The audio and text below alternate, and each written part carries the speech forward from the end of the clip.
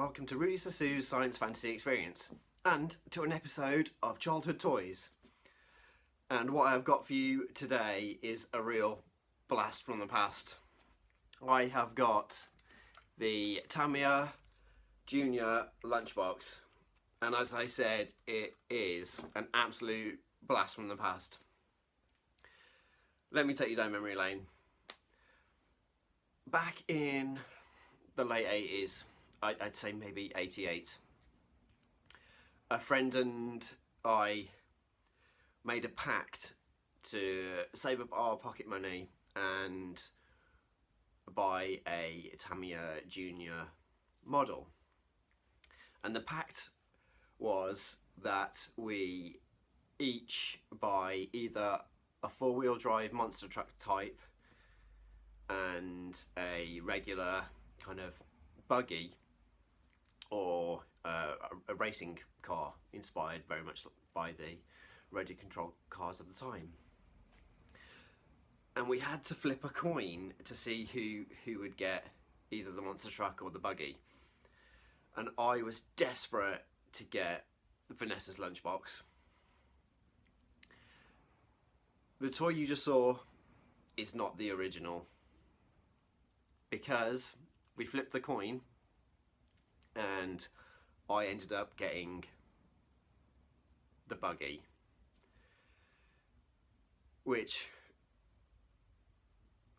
it wasn't that devastating at the time, because what happened subsequently and now is in some ways a lot better. So we get all our pocket money together and we head off to the local model shop, the radio controlled car shop, a place called Penn Models, on the Penn Road in Wolverhampton. And I gotta tell you, this place was like an absolute dream to any model maker or child or teenager or anybody that was interested in radio control cars or model kits. It was like incredible. It was wall to wall. Like, one side was all Airfix models, Humbrol, you know, military style stuff, and the other side was literally wall to wall, floor to ceiling, chock-a-block with every type of Tamiya and Schumacher radio control cars. And you know, you'd get the Pro Car and the Cougar, you know, you'd get the Midnight Pumpkin, you'd get all the quick drive 1/14th scale, you know, kind of monster trucks and various, you know, the Boomerang and the Grasshopper. But they also did the much cheaper battery operated four-wheel drive model kits. So we get there and, you know, he's all excited because he's going to get the monster truck, and I'm like, the buggy, I don't know which one I'm going to get. They didn't even have Vanessa's lunchbox. So we were both kind of like, oh well, we're not going to get that. But he had got a plan in the mind that he wanted to get the Wildsaurus. And the Wildsaurus was way too wacky for me. I didn't get it, I didn't get the design, I didn't like it at all. So to his heart's content, he went and chose that.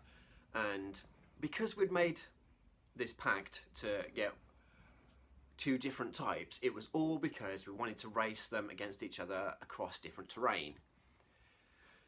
Basically, that meant either over the grass of the garden, the patio, or the brand new gravel driveway that had just been done. So because, you know, it was two different types of, you know, machine to go against each other. But I had a sneaky plan. I ended up getting the Hornet, because the Hornet had slick tyres on the front and kind of like all-terrain tyres, rigid on the back.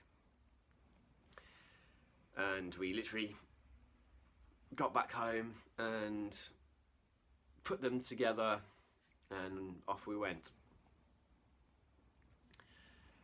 So yeah, I just never had Vanessa's lunchbox until now. I literally picked it up maybe about a week and a half ago. So here it is the Tamiya Lunchbox Junior. So let's have a look at the box art. A huge part of toy collecting for me is the packaging and the box art itself, and Tamiya have never lost their beauty when it comes to the box art. They've never wanted to go into a digital set of imagery. They've kept the original artwork from back in 1988. The only thing that possibly is new is on the side, where they've done possibly more, I guess, like maybe Adobe Illustrator or some sort of design package that allows for much more straight lines, which I'll get onto in a moment. But let's just have a look at the top image. You've got the awesome 80s font of the name and the beautiful matte drawing of the lunchbox. It absolutely epitomizes the 80s, and it's so vibrant and so well done. You know, it feels like it's half a matte drawing or a watercolor, but then this possibly is like airbrushed. It's just a beautiful hybrid drawing of different styles, and it's so evocative of the time. And then here, just got another small illustrated image. I love it. It's so good. It's still got a lot of the Japanese type, and then when you look at the sides, it's then replicated on either side, as you can see. And then on the bottom of the box, you've got the mechanisms and the tires and where it takes the two batteries. Again, this actually looks like, you know, a hand painted or a matte painting of the actual, you know, the inside, the inner workings of the toy. And then when you look at the other side, this is what I was alluding to. These now look like digital images of, you know, the side view and the plan view, showing you that it can run on two wheels, and it has powerful uphill climbing and the ability to do wheelies. And it's got the roll bar to, you know, help with that. But it is literally all about the front cover that I absolutely adore. It's, as I've said in previous videos, it's part and parcel of the whole toy experience, just getting that box and looking at the box before you get the toy out. I just think it's absolutely phenomenal. And I may be repeating myself, but I'm so glad that Tamiya has never wanted to, in some ways, update their traditional artwork. I absolutely adore how it looks. And this is what you get inside. So you can see you get 4 super chunky 4x4 tires, which are squishy as. We've then got the main shell, the main body, the truck, the van, Vanessa's lunchbox. You've got a set of wheels. You can see how they work the different mechanisms. The inner bit of the cab to give it its windshield.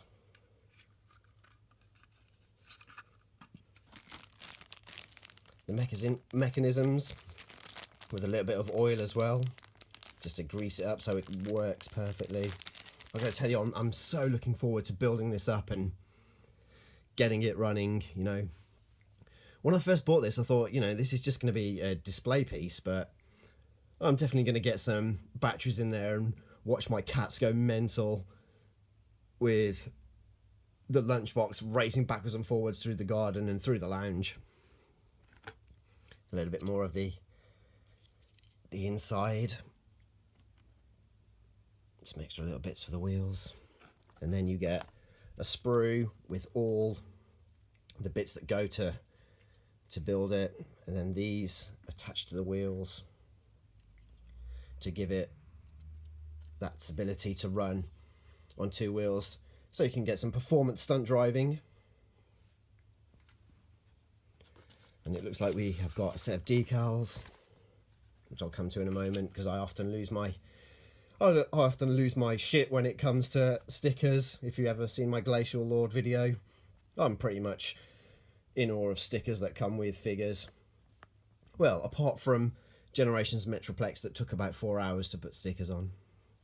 And then it looks like you've got some warranty and some health and safety bits and pieces, which, to be honest, I'm not going to read. And then you've got a bit of information concerning this kit. Again, I'm not going to read any of that. But yeah, let's have a look at the stickers, because they absolutely are going to make this Lunchbox Junior come alive. This could well be the most 80s thing I own. Vanessa's Lunchbox. Just bright yellow, orange and red with the signature logo of Vanessa's Lunchbox.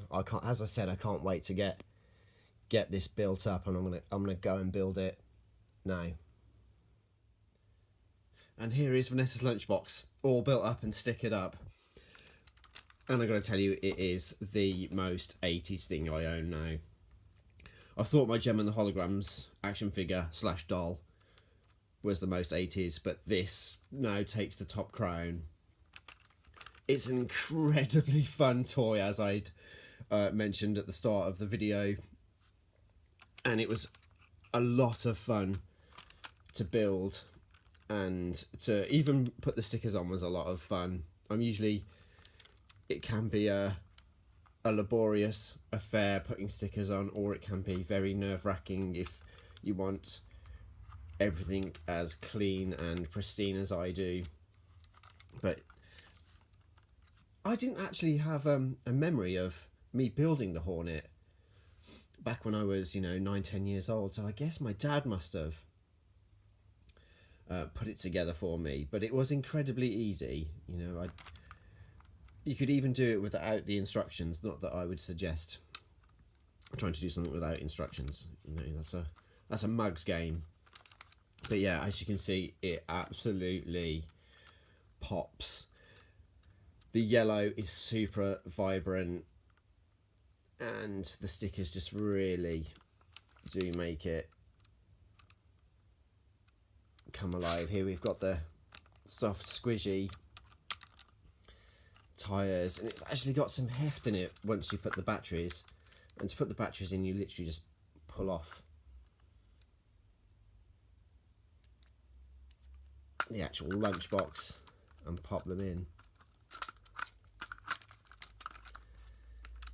This has been a real trip down memory lane for me to rebuy a toy from my childhood. I don't often go back to toys I've had previously, especially not the original, either the character or the vehicle. And to get this, it's been a really fun toy to re-engage with. I absolutely love the deco. It's such a fun toy. So that has been Vanessa's Lunchbox. I'm now about to set it off in the garden and see it take on the terrain that it once used to. Thanks for watching. Bye.